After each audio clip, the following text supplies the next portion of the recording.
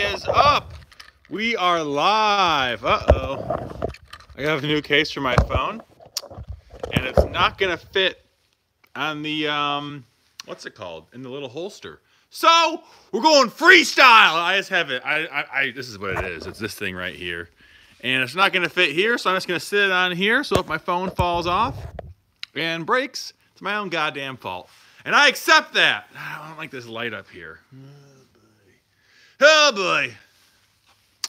I'm just gonna leave it like this for now. Hey, what is up, guys? Maybe even there's just so I really don't like fluorescent lights. They really bug me. They don't look good. Nope, it fell. You see, there's no good way of doing this. So I'll just try to put my head. I'll try to put my head in the way of the light, so you don't. I'll just do it. Here we go. This is the way it's gonna be. Sorry. So, what is up? Hey, thanks for coming here. The 11 of you, the one person just left. I got a haircut, looking good. I'm going to my friend's wedding this weekend, so I had to look fancy.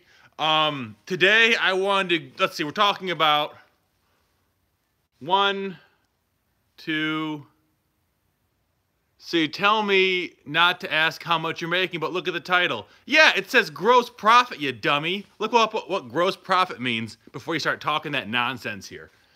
So yeah, I scanned a pallet, $1,800 gross profit in that pallet, which is really, really good. Like I was amazed by it. What it was is a lot of Native American books and a lot of like health textbooks.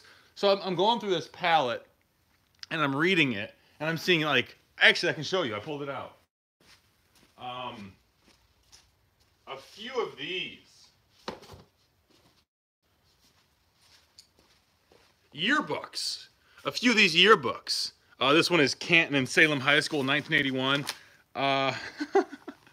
Look at that, it's a real yearbook. There's about 10 of these in there. And these are each selling on eBay. I couldn't find them on Amazon, but for like 20 to like 50 bucks. This one, I don't remember exactly what it is. But old yearbooks, if they're in the right area, or if they have like a famous person in them, are worth pretty good money.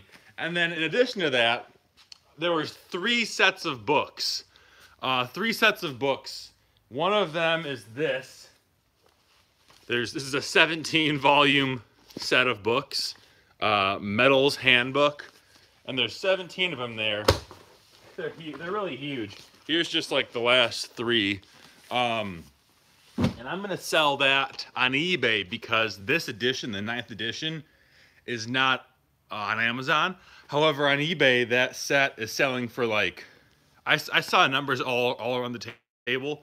Some of those books individually sold for like $45, but they were selling them as new, and mine aren't new. And so I'm thinking realistically 200 bucks for a set of those books on eBay. It should sell in like, a month or 2. And then there's some more sets I want to show you as well. So obviously you can't go anywhere because it's a live stream and I'm the one moving around, but I'm just going to grab a few of these. So these are both like, I don't know, 8 set books. And they are 8-volume sets, and they're originally gifts. This one's called Book Trails. It's from 1928, right here. It's got a cool, like, embossed face cover. And then as you pull it open more, you can see, besides it looking cool, it should say copyright 1928, right there. And it doesn't say, first printing, second printing, whatever. It's copyright date. That's worth about 100 bucks, that 8 set of books. And then I haven't looked this one up yet. This one's newer. It's like a Time Life book from the 60s or 70s. I would say, 1976, right here. And it's just the Chronicles of the Old West. But it's the entire set, and that's probably worth more, closer to like 30 or 40 bucks. I haven't looked it up yet, I'm not sure. Not as valuable as the Book Trails set, but still pretty cool. And so like I got those 3 sets of books in there, plus a whole bunch of yearbooks And then those weren't even scanned though. Those are like gravy on top of the $1,800. It was a lot of it was like Native American textbooks. There must have been a professor who donated them all, and I pulled them aside just to show you. It's like a lot of books, like these books are not worth so much. These giant like coffee table books, but ones like this, American Indian Design and Decoration, the Medicine Way. Those are two of the lower value ones actually, because the higher value ones I've already listed and sold, or sorry, listed on Amazon. But I think like I scanned 900 books, so it was a bigger pallet. It was, let's see, let me see if I can show you.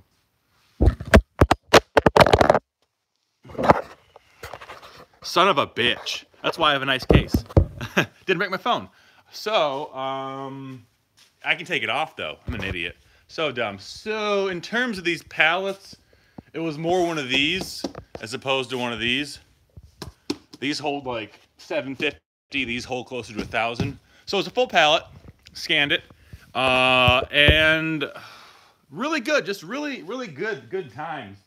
And I kind of wanted to show you though what I'm doing with the duds out of that pallet as well, because even though it's making me almost $2,000. I saw that spit fly out. Yeah, I guess I'm spitting. Sorry. I thought you said I saw a fly come out of your mouth. And I was like, oh boy. So anyways, even though it's making me a bunch of money, I'm still only accepting like 30% of the books. So 70% of these books are just trash, right? And yeah, I put them in a pallet like that, and it'll say, actually, this is a wholesale pallet. So they're going in a, yeah, the way you can tell that they've been scanned through and they're sorted is this right here. I didn't have my saw today, so I just took a crowbar and just beat it down. And then the books that are losers, they go in here, and there's a local auction house I take them to, and they get me between 20 and 80 bucks, you know, auction wise.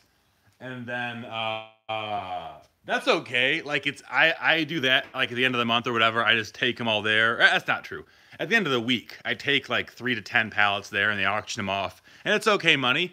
But if I really want to get more into it, and if I really want to teach you guys how to squeeze the most money out of pallets, because honestly, I sell a lot of these wholesale. Like I'm leaving a lot of money on the table, and that's fine for me because like from now until maybe even until like March, I think it's just gonna be me doing work. I do not necessarily want to go the route of like hiring 15 or 10 people just because it's a headache, you know, and when I look at it, I did the math, right? And so if I'm managing people in the business setting, I can't really make these videos. It's just not really not enough time in the day. And in terms of like energy I have, I can't really put forth the total amount of energy I want to. And so it makes more sense for me to wholesale these, make some cash. Because the way I look at it, if I'm wholesaling these books, if I wholesale a pallet for $250, then basically what I'm doing is paying someone $1,000 to go through it. That's kind of the way I look at it. And yeah, that's like paying like like $100 an hour. But it's just, I don't know. I'm okay with that. It isn't a big deal. I'm not trying to squeeze every dollar out of every single pallet. I would really, and I see everyone's questions. Don't worry. I'm going to answer the questions after I go through all this stuff I want to talk about. I'm going to answer them all. Don't worry. It'll be like 10 more minutes probably. Less than like probably like 4 minutes to be quite honest. And so what I'm saying though is, I would much rather take my time, and instead of like squeezing out every dollar from these pallets, teaching you, you know, I'll do it 5 times myself, or, you know, whenever I get bored, but then teach you how to do that as well, because that's just a lot more, you know, as opposed to impacting one person, me, I can impact more people. And, you know, if you're being totally honest about it all, it increases my brand credibility as well. And so like, it's, you know, it's a give and take where what's in my best interest is also what's in your best interest. So anyways, what I'm doing to kind of squeeze more dollars out is let me see. This right here. So basically, what I'm getting pretty good at, there's mass market paperback books in here. What I'm getting good at is figuring out if they're romance or they're suspense. Basically, you get 4 main types of mass market paperback books. Now, remember that because this is kind of important. 4 main types: fantasy, sci-fi. I guess you could say, honestly, I'm already breaking my own rules. And so, as a reseller, you have 4 main types. Not like as an author or as a literary critic. As a reseller, basically, you're looking at high fantasy, sci-fi, and me included, personally, I would never say they're the same thing, like in a conversation about genres or content. But for the sake of like buying groups, they're the same thing, especially like over the past like 5-10 years. Sci-fi has gotten a lot less hard, as they say, and more like just telling stories. It really irritates a lot of people, but that's you know, genres change. Sci-fi, fantasy, romance, thriller, adventure, suspense, you know, mystery to an extent, and then westerns too as well. And you could even say those are in the adventures category. But the reason I don't is because sci-fi and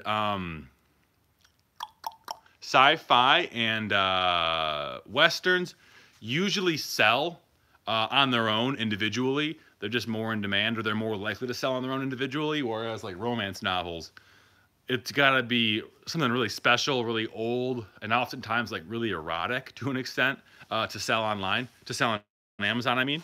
And so by picking out the rejects that are romance and thriller, suspense, I can sell those in lots. And so the average mass market paperback book, I think it's 4 by 7, I believe. Yeah, 4 by 7 about. And you can fit, what was it? It's about 75 books in there pretty easily. 75 books. And then you can sell that, and it weighs about 20 pounds. And you can, oh, also, I just got a super chat. Thank you so much. I'm going to go see who wrote it. Brenda. Thank you so much, Brenda. You're the best. I really appreciate that. $5, that's $5 you didn't have to give me. You know, thank you so much. So anyways, but back to this though.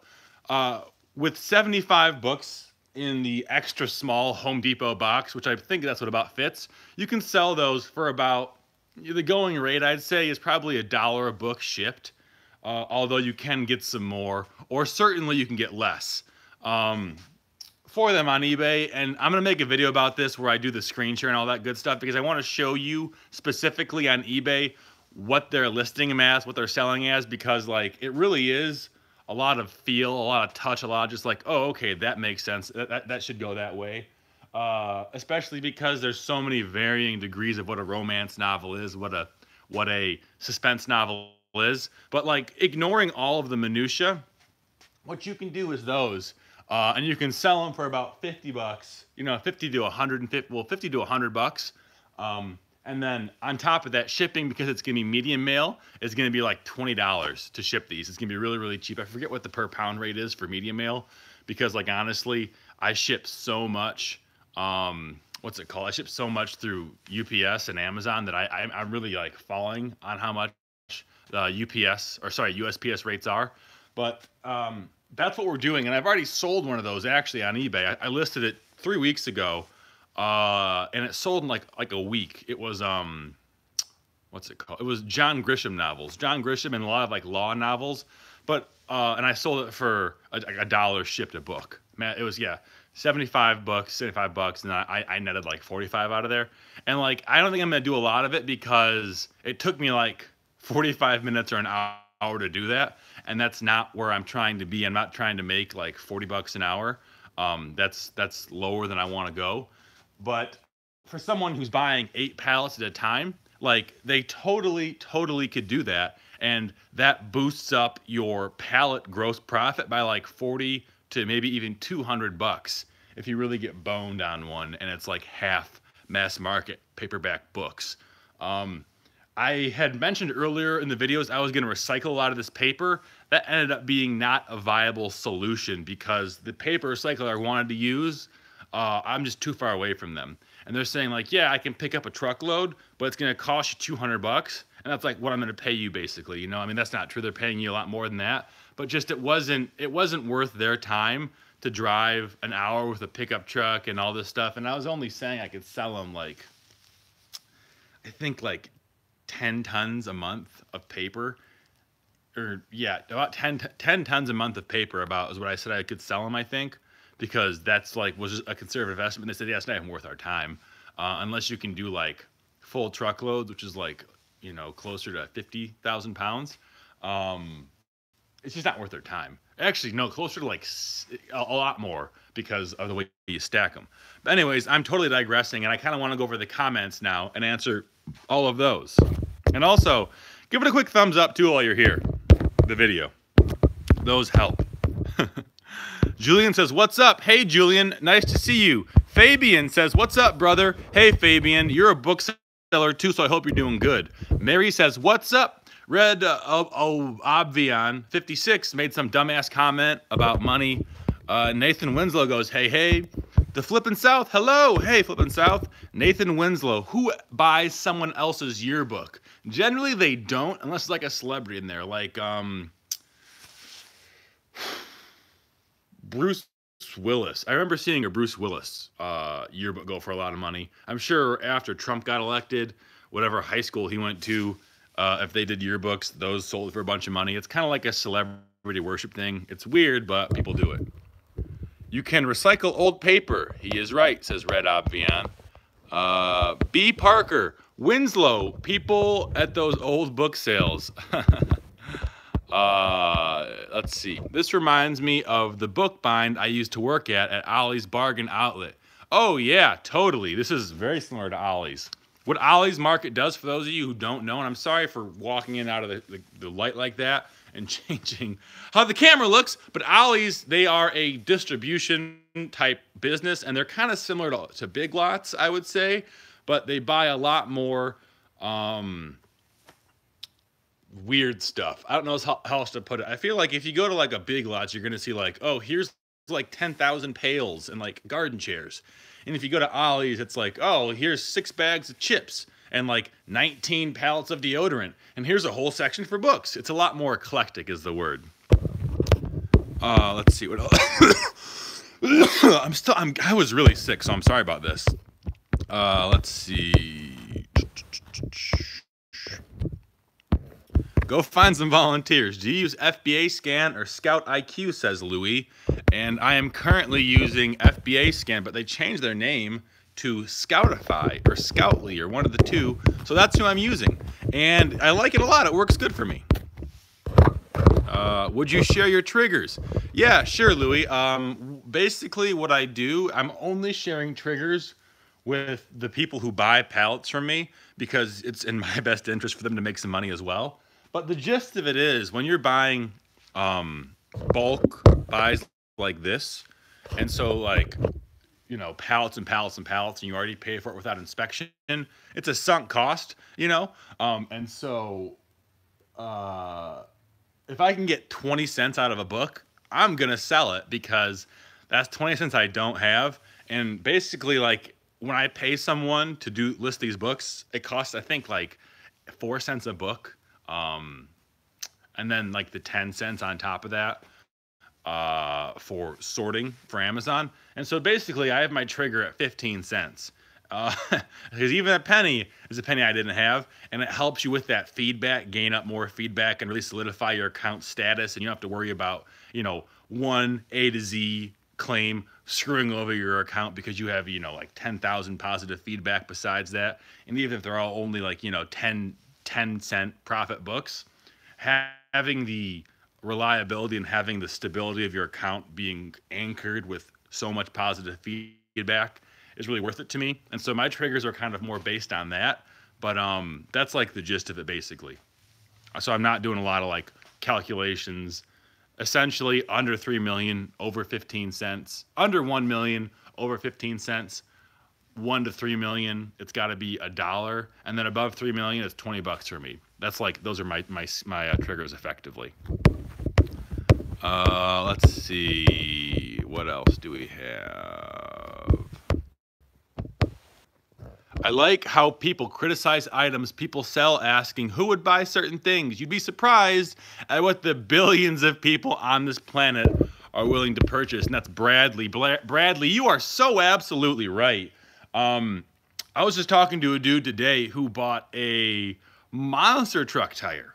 A single one. He just bought one monster truck tire, and he doesn't use it. He just has it in his backyard, and he looks at it. It's like art for him. I talked to a guy the other day, too, who bought a Volkswagen Mini bus, and he cut it in two and made it 4 feet long, and then he sold that again.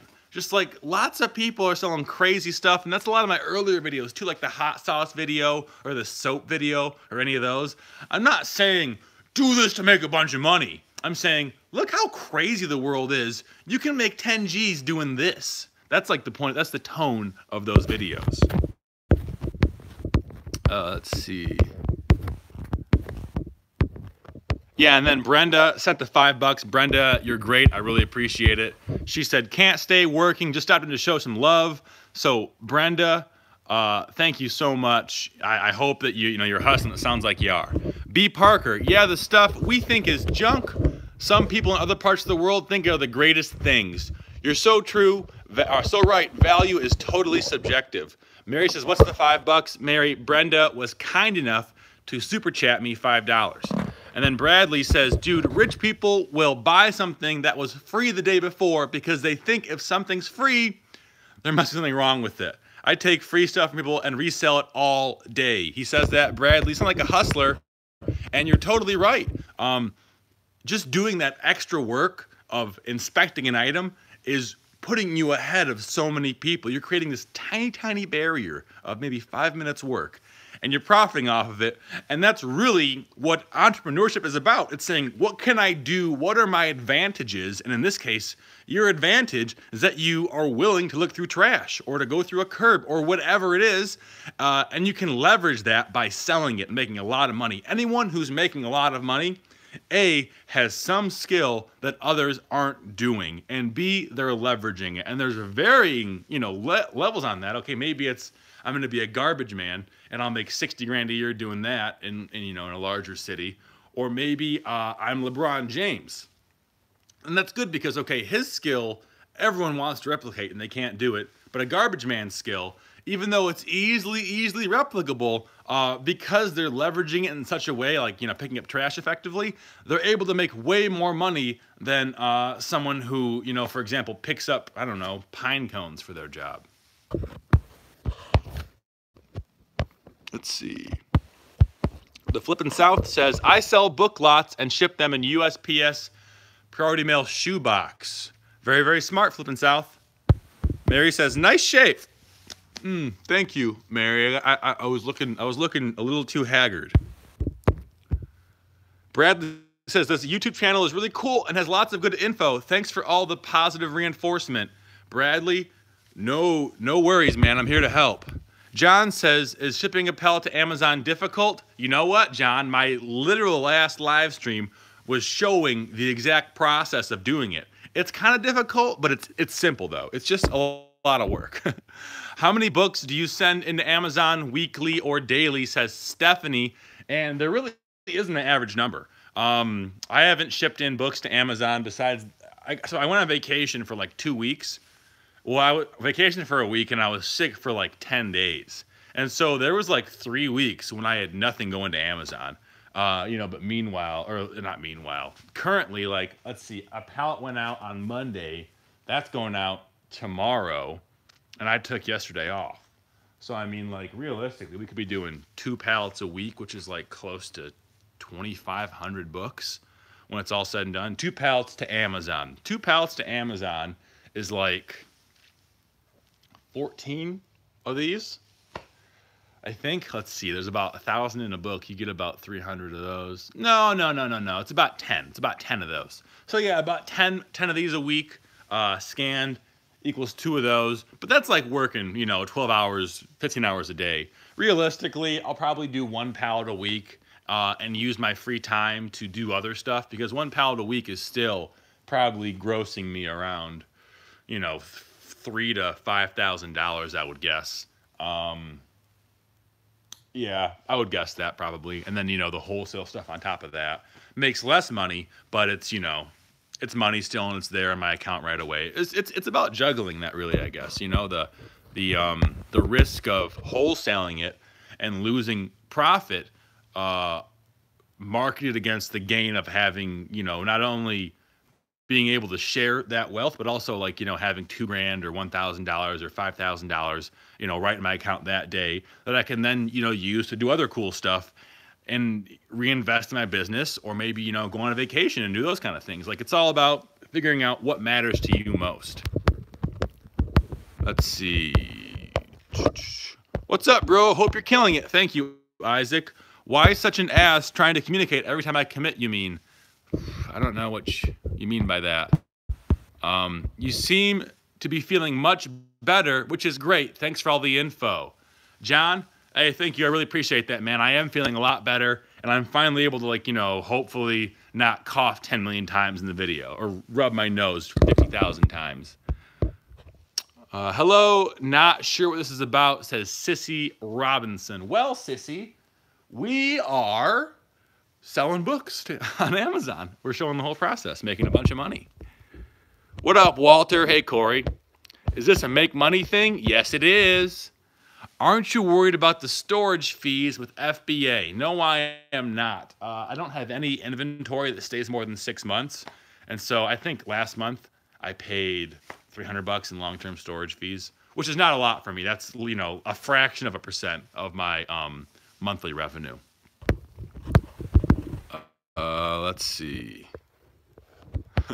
Love the dumpster dive. I don't dumpster dive. I mean, I do a little bit, but not religiously, because I had one really, really, really gross experience where I grabbed, with my bare hand, a sugar honey ham, and it was so slimy. My hand smelled like ham, for 3 weeks.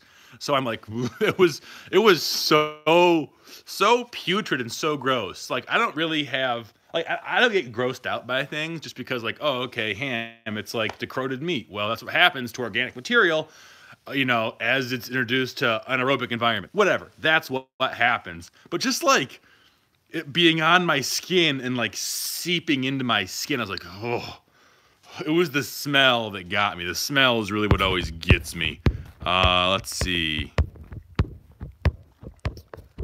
I just moved into a new house and got a random magazine addressed to the old tenants in the mail. This is Kevin, by the way. And he made $10 on eBay.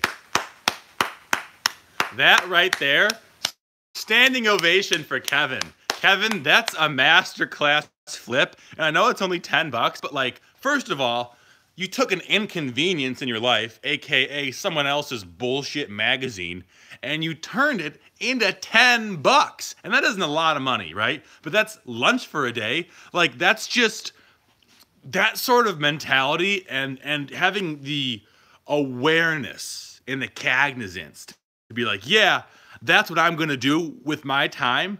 I love that. So big shout out to you, man. Big shout out to you. That's really cool. John says, does UPS pick up pallet, or do you have to deliver it to UPS store? So John, if you sell on Amazon, Amazon has a third-party pallet logistics network, I suppose you might say.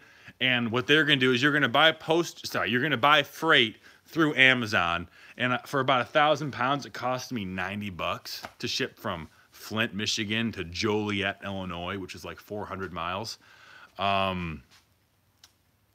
And they come pick it up at your warehouse. So what you're gonna have to do though, you have to have a forklift for that, because unless you have a warehouse like me, you're gonna have to get the pallet onto the truck, because you can't specify with liftgate. What you have to do is you have to call the person who's picking it up, or call the company and say, hey, I need liftgate delivery, and that's gonna delay it, and it's gonna cost you more. It's $100 more. So there's like a lot of nuances to pallet shipping, but if you have a warehouse and a forklift, you're going to be familiar with them. If you don't, you almost have to like dry load each box individually onto the truck and then wrap it up that way. It's just not the best. And if you're curious about saving money, what it is basically is to ship 1,000 pounds, for me on a pallet is around $100, and to ship it UPS is around $250. So you're paying 2.5 times what you'd otherwise be paying on UPS. So that's like the numbers you're working with. Let's see. I gotta go soon. Yeah, I have to leave. Shit, guys. There's a bunch more questions. I can't answer these all because I gotta go pick up my girlfriend. Let's see. Oh boy. Evan says, "Can we buy pallets from you?" Yes, you can.